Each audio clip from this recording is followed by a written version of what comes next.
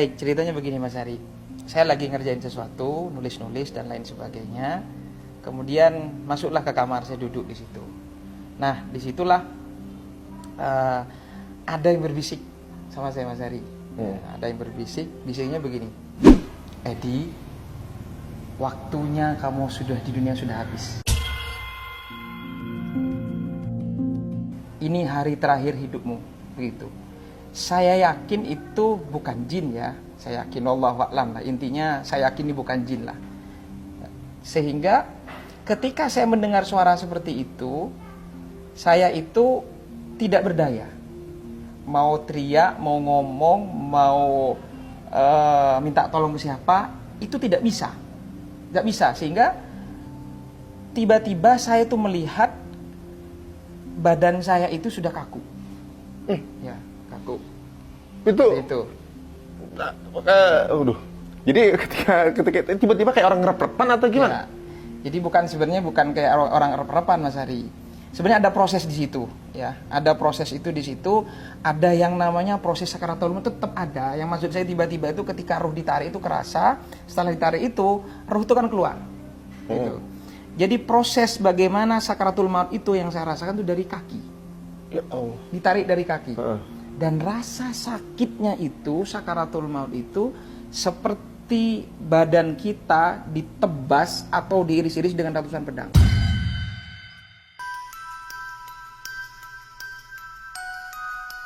Ya Allah. Atau ini kan Idul Adha nih.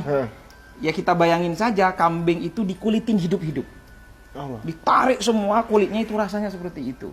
Atau kita seperti parut yang pakunya panjang-panjang ditancepin tubuh kita terus ditarik seperti itu. Itu rasa sakit dari kaki itu. Dari kaki. Itu dalam keadaan Ustaz tuh ngerasain ini, ngerasain rasa sakitnya. Rasa sakit luar biasa Mas Ari. Ketakutan yang luar biasa. Dan ini juga ini penting. Kalau ingat itu ya Allah, mau bermaksiat sedikit pun tuh takut Mas Ari. Itu kayak kita ditunjukkan seperti proyektor layar lebar ya.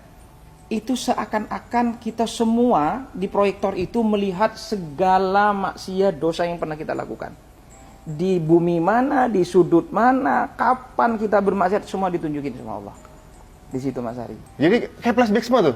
Ya, flashback semua Mas Hari. Ingat semua dosa-dosa, malunya luar biasa. Apapun Allah tunjukkan di situ. Segala maksiat yang pernah kita lakukan, siapa yang kita sakiti, entah orang, entah keluarga, dengan lisan kita, dengan sikap kita, dan lain sebagainya.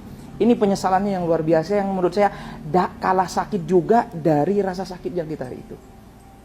Kemudian, nah ini benar dari hadis Rasulullah, ketika sudah nafas di tenggorokan, itu ingat semua harta kita.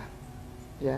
Sampai supaya harta saya waktu itu dalam kondisi ya diuji dengan ekonomi. Sampai harta saya uang 1.000 pun di saku, di celana levis belakang pintu pun ingat. Seakan-akan saya tolong itu semua harta saya infakin untuk menebus dosa-dosa saya. Saya pingin harta saya yang tersisa itu saya pingin diinfakin untuk menebus dosa-dosa saya Mas Hari.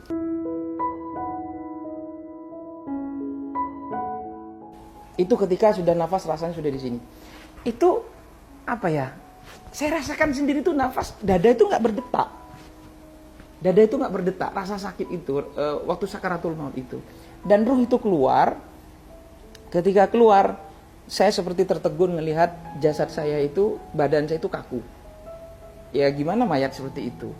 Nah itulah ternyata ketakutan itu bukan cuma ketika proses sakaratul maut, sampai ruh pun keluar, itu juga ada rasa ketakutan yang luar biasa. Nah ini nanti sebenarnya ini banyak kejadian Mas Ari. Mungkin nggak cukup saya jelaskan 1 jam 2 jam, tidak akan cukup seperti ini. Ini persis sebelum saya mendirikan pesantren.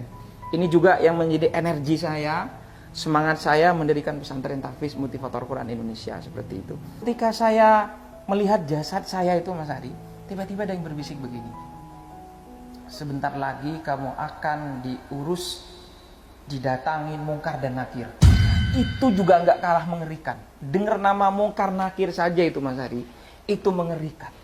Saya lari ke sana kemari, saya cari orang minta tolong supaya ruh saya kembali, supaya saya selamat. supaya saya hidup lagi.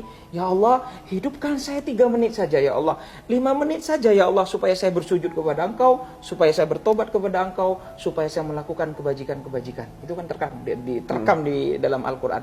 Dan memang benar di dalam Al-Quran itu, ketika manusia yang wafat meninggal, dia mengatakan, kok hidup saya seperti hanya pagi saja, siang saja, sore saja. Dan itu benar-benar saya rasakan, Mas Ari. Dan ini lagi Mas Ari, penting punya anak yang soleh soleha. Di situ ada kedua orang tua, ada orang tua suami istri, Mas Ari. Itu mukanya dibakar, hangus, kayak suster ngesot ya, kayak film susternya itu ngesot, Mas Ari, di bawah itu. Ustaz juga lihat yang di alam sana juga lihat. Semua itu banyak yang kita lihat, Mas Ari, banyak. Terus ada kerangkeng, besi-besi yang panas membara. Tahu nggak apa yang dikatakan oleh kedua orang tua ini?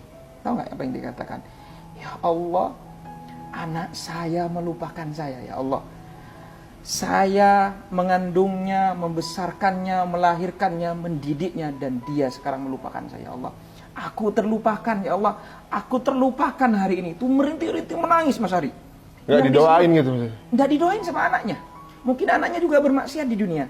Ini penting mendidik anak untuk supaya akidahnya kuat, agamanya kuat, Qur'annya kuat sebelum yang lain-lain.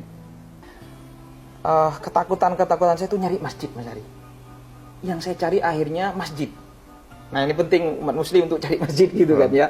Cari masjid, saya masuk ke masjid, Mas Ari, adem, ada cahaya, Mas Ari. Duh, saya merinding tuh kalau ingat tuh, nangis saya, ya Allah, ya Allah, ya Rabbal. Tapi orang nggak ada yang lihat. Nggak ada yang lihat saya sama itu. Nggak ada yang lihat saya. Terus di situ ada anak-anak muda yang lagi pegang Quran, Mas Ari. Yang lagi pegang Quran. Ya. Ada yang lagi pegang Quran, kemudian wajahnya bercahaya. Tuh rasanya tuh kayak tembus ke langit. Saya di pintu masuk itu kaget karena mencari pertolongan supaya saya hidup ke dunia. Saya ngeliat itu, nangis saya. Itu indah, mulia, berwibawa. Pokoknya dengan segala kemuliaan yang saya lihat tuh, ini asik banget nih orang gitu. Indah banget, wajahnya berseri-seri. Saya bertanya dalam diri saya itu bertanya, ada jawaban. Nggak tahu siapa, pokoknya ada jawaban, ada suara begini. Itulah orang yang hafal Quran. Itulah orang-orang yang mencintai Quran. Itulah orang-orang yang memperjuangkan Quran, Mas Ari. Itu bahasanya begitu. Itu bercahaya. Dan ini bahagia banget orang ini. Wajahnya berseri-seri. Saya jalan, tapi yang diantara yang paling bercahaya itu adalah gurunya. Ada kiai, seorang kiai di tengah itu yang ngajarin Quran. Itu yang paling bercahaya, Mas Ari. Saya pergi ke mimbar, tempat imam sholat. Saya sambil nangis, saya berteriak, Mas Ari, di situ.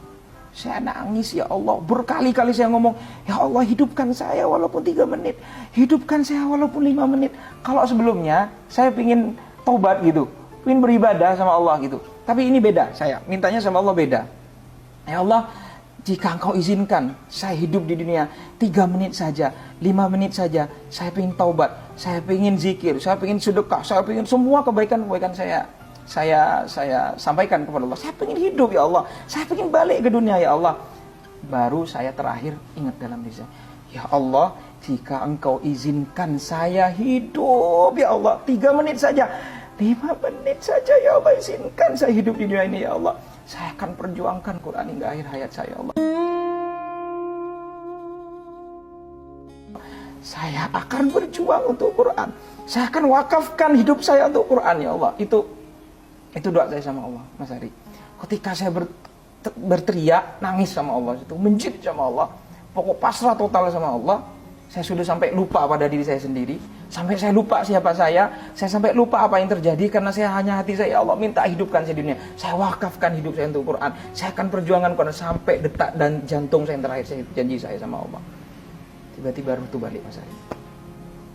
Saya itu kayak lagi tidur, langsung bernyawa lagi. Saya bernafas, saya gemetar berjam-jam gitu, ketakutan malam itu, Mas Ari.